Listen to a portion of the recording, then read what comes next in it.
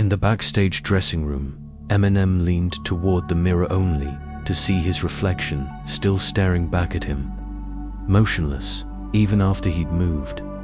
Marshall sat hunched on the couch backstage, elbows on his knees, hoodie pulled low. The muffled rumble of the crowd seeped through the walls, a tidal wave waiting to break. In minutes, he'd be out there, lights in his eyes, thousands of fans screaming his name. He lived for that rush, but tonight there was a weight in his chest, a static crawling in his head. He stood and wandered toward the mirror above the dressing table. The fluorescent bulbs buzzing overhead cast a pale glow on the glass. He leaned closer, rubbing a hand across his face, jaw tight, skin slick with the sweat of nerves. But the reflection didn't move. Marshall froze. Breath caught in his throat. His hand slid down his cheek. But the man in the mirror stayed still, palm pressed to his own jaw, eyes locked. For a heartbeat too long, the reflection did nothing. Then, suddenly, it caught up, dragging its hand down in the same motion, just a few seconds late. Marshall stumbled back. What the hell? His voice cracked dry. He paced once across the room, shook his head, then returned to the mirror. He raised his right hand fast, snapping his fingers. In the glass, the other Marshall stayed motionless, hand still at his side. 2 seconds later, the reflection snapped its fingers back. The sound was delayed too sharp, wrong, echoing after his own. He swallowed hard, hoodie damp at the collar. His stomach twisted, but part of him muttered, "It's just exhaustion. Too many sleepless nights. Too many shows." He rubbed his eyes, blinked hard, then leaned forward again. This time, the reflection leaned closer first. Marshall staggered back, spine colliding with the wall. His heart thudded against his ribs, pumping panic through his veins. He stayed frozen, watching. The man in the mirror tilted his head to the side, jaw slack, a fraction faster than him. "No," Marshall whispered. "Nah, you ain't real." The reflection mouthed the words a beat late, lips forming them silently. "No, nah, you ain't real." But then its lips kept moving. Marshall's mouth had already shut, but the reflection whispered soundlessly, shaping words Marshall hadn't spoken. His pulse spiked, ears ringing with silence, as though the room itself was holding its breath. Then, faintly, from the glass, he heard it, his own voice, not an echo, not delayed, fresh, new. "You're late, Marshall. I've been waiting." Marshall's knees weakened. His hands shook as he grabbed the edge of the dressing table to keep from falling. The reflection's face twisted into a faint grin. Its lips parted again, moving faster now, forming lines in rhythm, versus rhymes, lines Marshall had never written. The sound seeped from the glass itself, vibrating low, resonant, pulling at the room. "You thought you'd spit tonight, but the voice ain't yours to keep. In the mirror I've been writing while you stumble half asleep." Marshall backed away, eyes wide, chest locking tight. He slammed his fist against the wall. "Shut up." The reflection slammed its fist too, perfectly in sync this time, with no delay. Marshall froze, sweat dripping into his eyes. His reflection stood taller now, stronger, voice growing louder, filling the room, and when Marshall turned toward the door, desperate to leave, the mirror whispered one last line that made his stomach turn to stone. "Step on stage, and I'll be the one they see." The roar of the crowd hit Marshall like thunder when he stepped under the lights. The stadium shook with chants of his name, hands raised high, signs flashing in the glare. The beat dropped heavy, bass shaking the stage beneath his sneakers. Normally, that first moment grounded him. The chaos always drowned out everything else. But tonight, it felt hollow, like the sound wasn't filling him, just passing through. He clenched the mic and fired off his opening lines. The verse cut sharp, his voice ragged but powerful, punching into the night air. The crowd fed it back, a tidal wave of energy bouncing straight at him. For a second, it almost felt normal. Then he glanced up at the giant LED screen. His stomach twisted. The marshal up there, the one plastered, 40 feet high across the stadium, wasn't in sync. His movements dragged 2 seconds behind. When he lifted his mic, the reflection's hand rose afterward. When he tilted his head, the screen version followed too late. Marshall's pulse spiked. This wasn't new. He'd dealt with bad video feeds, camera lags. But this didn't look like a glitch. It looked deliberate. The reflection's eyes burned sharper, its movements slower, like it was studying him before copying. He tested it, jerking his hand to the side, then back. The screen marshal hesitated, then mimicked him a beat later. "Yo, fix the feed." Marshall barked, spinning toward the tech crew at the side of the stage. His voice cracked over the monitors, but before the words faded, the screen marshal lifted his mic and repeated the same line, louder, cleaner.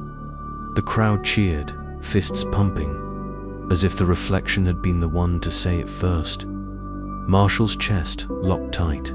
He whispered low, half to himself, "This ain't me."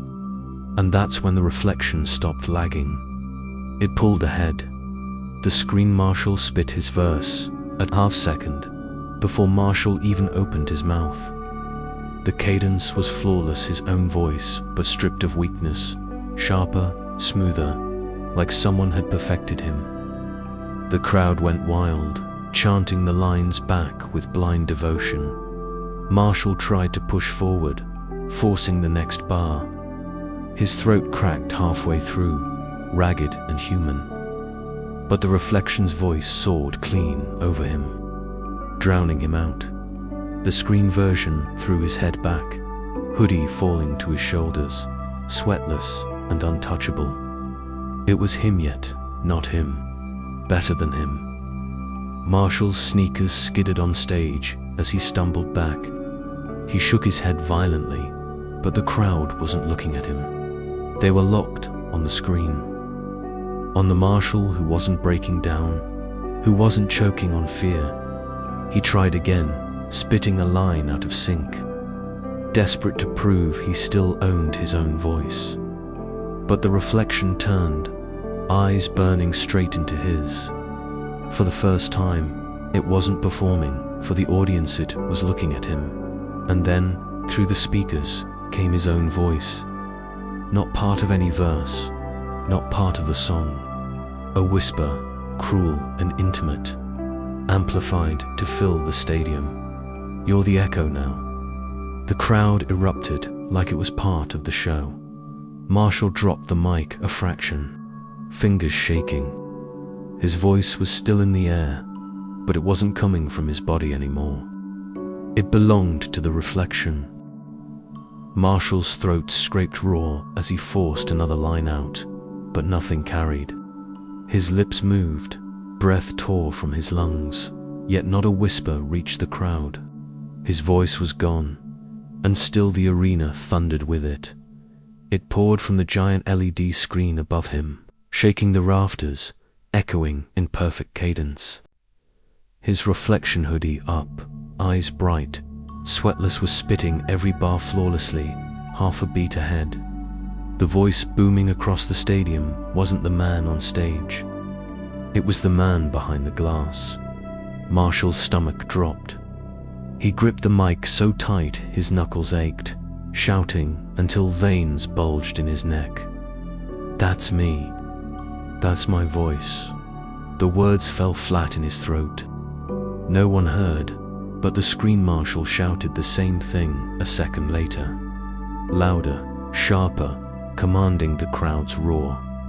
And the crowd obeyed. They erupted into cheers, stomping, chanting, waving their hands. Marshall staggered backward, sneakers squealing against the stage. "No, no, you can't." His own whisper felt trapped in his skull, like the silence was swallowing him alive. The reflection smirked.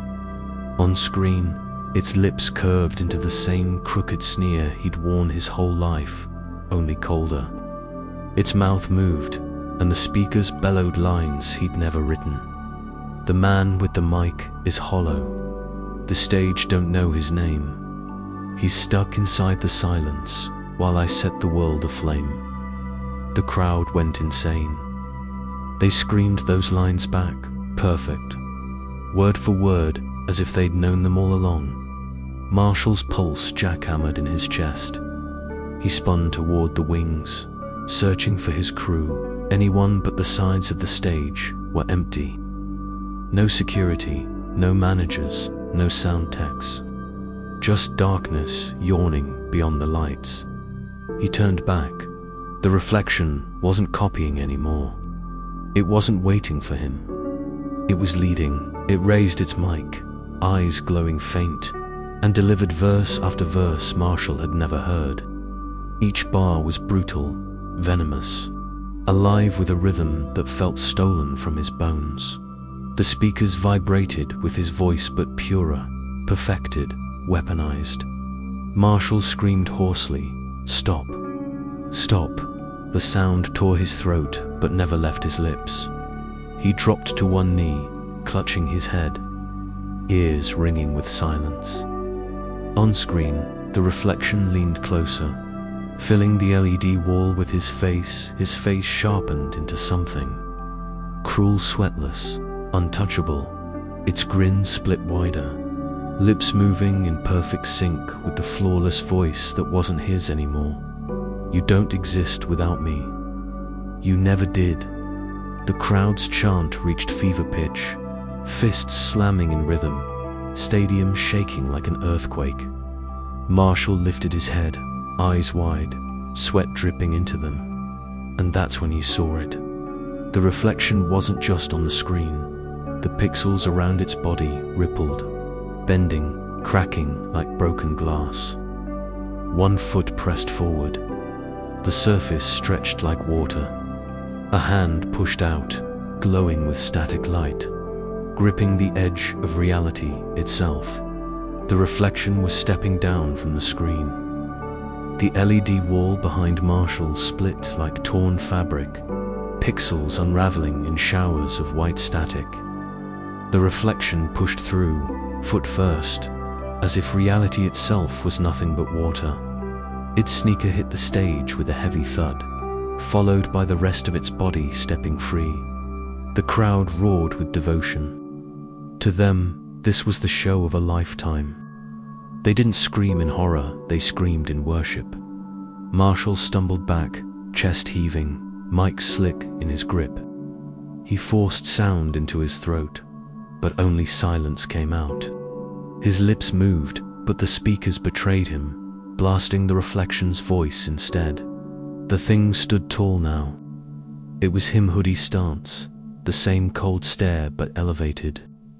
Perfect posture, eyes that burned with impossible clarity. A presence so commanding, the crowd barely seemed to notice the broken man beside it. The reflection lifted its mic with effortless grace.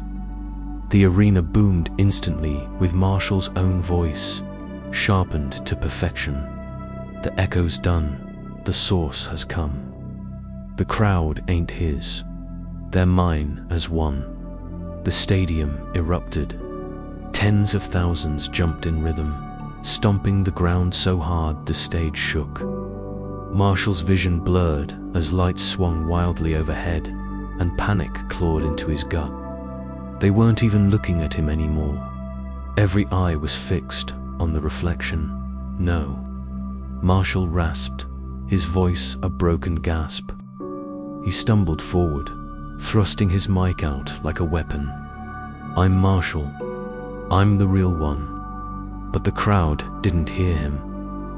The reflection turned, slowly, with a grin that stretched too wide. And then it laughed. Marshall's laugh, perfect, amplified, filling every corner of the arena until the roof rattled. Rage surged through Marshall's chest. He lunged, swinging his mic like a club. The reflection caught it effortlessly mid-swing, palm closing tight around the shaft. The metal cracked in its grip. Sparks spat from the broken cable. The reflection leaned closer, eyes glowing brighter. The speakers thundered its verse. He swings in silence, but I swing flame. He's just the shadow, I own the name. The mic exploded in Marshall's hands, fragments scattering across the stage. His palms burned as he stumbled to his knees, staring at the lifeless shards. His weapon, his lifeline, gone. The reflection raised its glowing mic high. The crowd stomped harder, their unified rhythm shaking the stadium like an earthquake. Cracks spiderwebbed across the stage beneath Marshall, fragments crumbling under his knees. He tried to scream, but nothing came. His throat produced only raw air. His voice had been stolen. The reflection loomed above him, spotlight burning it into something more than human. Its skin shimmered faintly, like static lived under the surface. It leaned down until its face hovered inches from his own. The grin widened, revealing teeth too white, too sharp, and in the very voice Marshall had built his life upon. The speakers whispered with intimate cruelty, "You're not Marshall anymore.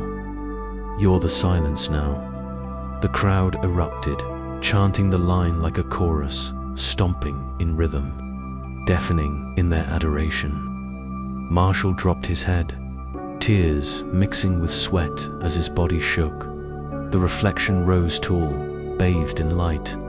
As the real Marshall collapsed in shadow, the spotlight flared to white, swallowing him whole. Marshall staggered through the backstage corridor like a man walking out of his own grave.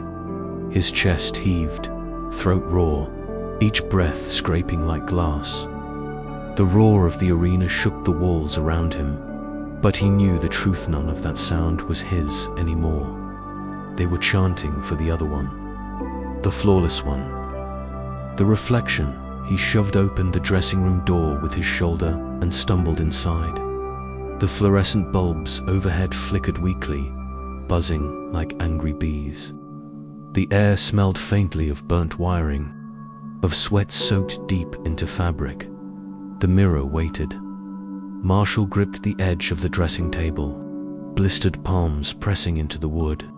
His reflection should have been there, tired and broken, hoodie clinging to his soaked skin. But when he lifted his eyes, nothing. The mirror showed the room behind him, the posters on the wall, the chair, the door still hanging open, but not him. Not even a blur, no. His lips trembled, throat tearing. No, no, no. He waved his arm in front of the glass, desperate to catch even a flicker of himself. Nothing. The mirror stayed empty. Then, a ripple moved across the glass. Marshall froze, breath trapped in his chest. The ripple widened, spreading like water disturbed by a stone.